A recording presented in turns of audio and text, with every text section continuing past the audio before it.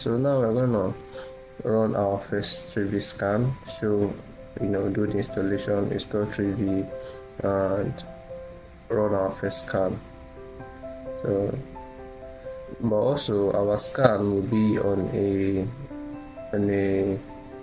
CMS repository, GitHub repository. So we're gonna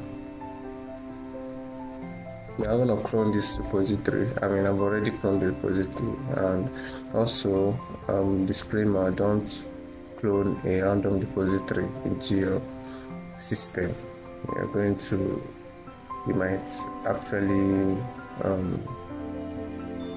eventually mess up or install a malware or clone a malware to your system. So to install Trivy, we do sudo apt install Trivy. So my Trivy is not installed on this particular virtual box, so that makes sense. It doesn't take time, just few seconds and we're done. So this is how to install Trivy. Now let's do our first scan. So we're going to scan the whole CMS repository for vulnerabilities. So we're going to do our Trivy scan on that. But I also like us to do the fastest Trivy scans by scanning a Python alphin image.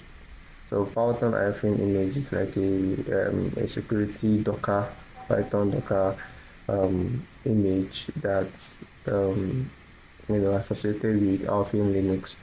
So if we know what Docker is, we know what it is. So we're gonna run our first scan on Python alphin and see how easy and interactive Trivy can be. Makes it very easy. So also here, where you type Trivy help, you can see everything, or all we can use to run Trivy. You can see that here.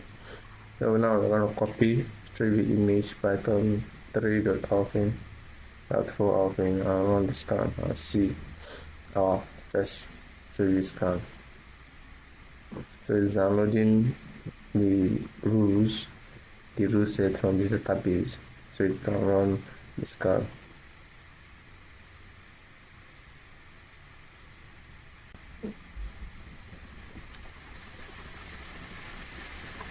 So the scan have started, and Trivy scans are mostly fast, so you are looking 2 minutes to 30 minutes.